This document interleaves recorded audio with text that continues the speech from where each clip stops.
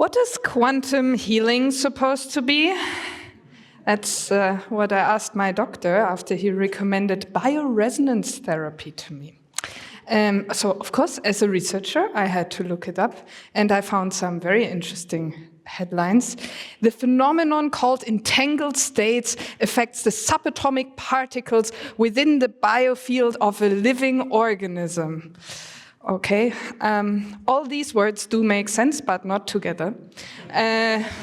It goes on from there, right? Here, they quote Albert Einstein and then say that he concludes that humans are essentially just a bundle of energy and space. Okay, so as a quantum physicist, I can see here that these things don't work the way that they are explaining. They are using these big scientific words to build up a facade around a whole lot of nothing. And in order to peer through it, you first need to understand what the words mean.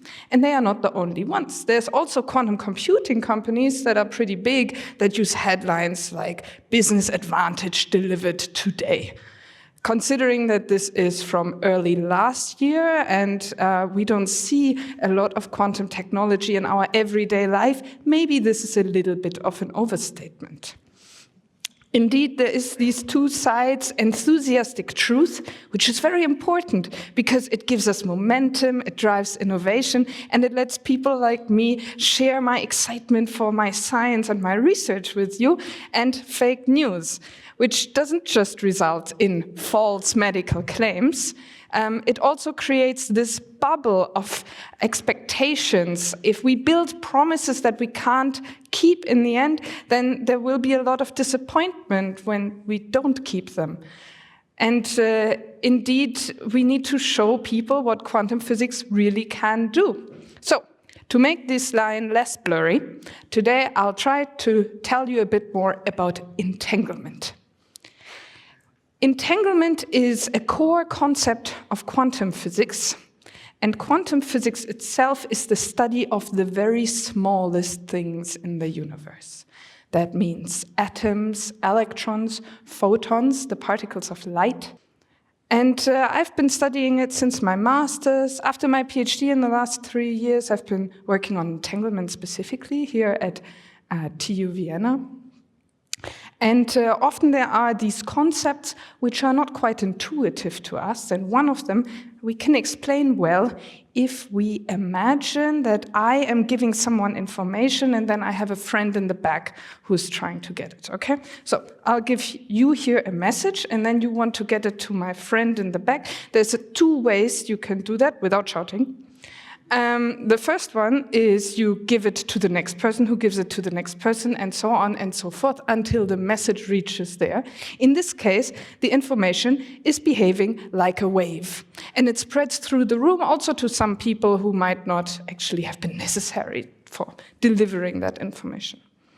The other way is you could just get up and run to the back. In this case, the information behaves like a particle.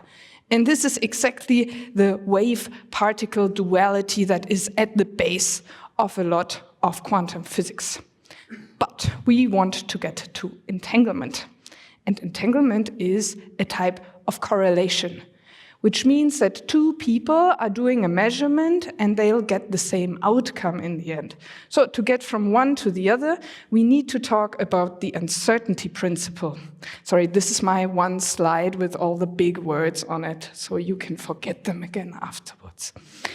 The uncertainty principle, if you've ever heard of it, is usually explained as you cannot know your speed and your position at the same time.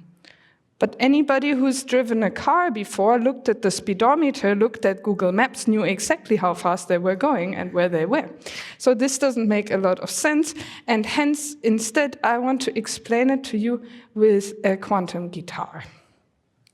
All right, imagine you have a guitar, you put a little marker on the string, and now I'm telling you the 2 things you cannot measure at the same time are the tone of the guitar and the position on the string. Indeed, once you strum the guitar, the position won't be clear anymore. It will be uncertain. But once you stop it again, you can tell exactly where it is, but can't hear it anymore. The same would be true for a video. So, once the video is playing, you can hear the sound of the guitar and you can record the tone if you like, but when you pause it, you can exactly tell the position of the marker, the tone is gone. Now, we want to talk about correlation. So we have these two people and they are supposed to measure the same information, right? All right, I can give them a live video of my quantum guitar. And indeed, if they record the tone, both of them, at the same time, they will get the same information. Correlation. Fantastic. Now, if they pause the video at the same time, they will get the same position. Okay, all right. So now we have correlation that is of two things we can never measure at the same time, yet we get correlation there. That's already a little bit strange, but quite nice. We do realize, however, that once we stop one of the videos, one of the people measures the position and the other one measures the tone, they'll get out of sync. And they'll measure something different, there is no correlation anymore, and afterwards they won't get back into the same tune, right? They'll be at a different point of the video and the correlation is broken. So another important ingredient to keep our correlation alive is a list of instructions, what is being measured. And this plus a little bit more is where entanglement is. Because this guitar here, you could just record it and give two people a recording of it. Indeed, you could track the tone of the guitar over the entire time and the position of the string over the entire time. In quantum physics, we have the same correlations, but the position and tone are fundamentally unknown until you measure them. They are truly random. However, in our quantum case, they always get the same result. So these correlations go beyond anything we have classically. And here comes all of the exciting stuff. What can we do with these correlations?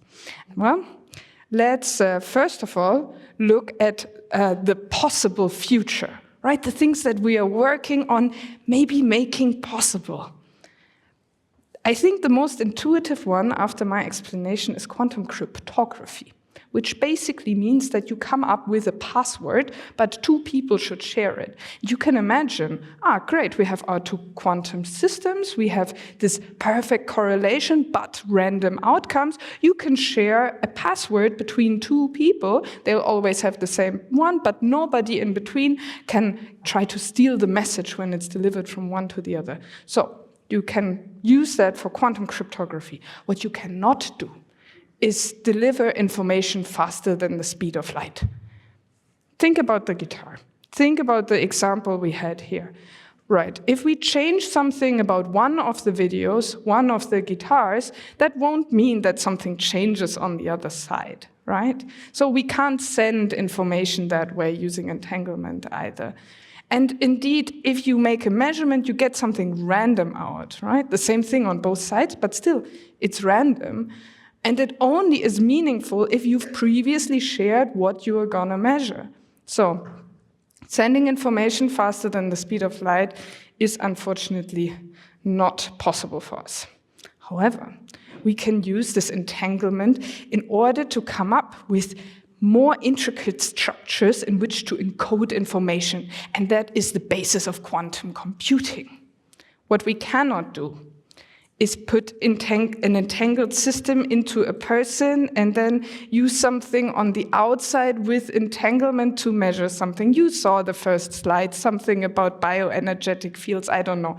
But the point is, you can imagine, entanglement is a type of correlation. First, you need to make it happen, and then you want to measure both things in order to get something meaningful out of it, right? So, these claims, you now know, don't make any sense. However, in general, for measurements, entanglement can be very interesting. If you have multiple entangled quantum systems in the same place, you can use these structures and these correlations to build even more accurate sensors than a classical system could. But all of this is things we are still working on.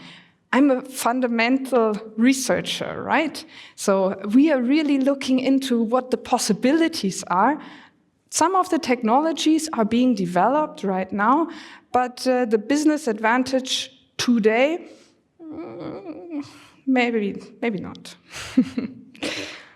One way or another, quantum physics is not a mystery. It is a well-understood but beautiful framework which has tools that push the frontiers that we are working on right now. Thank you very much.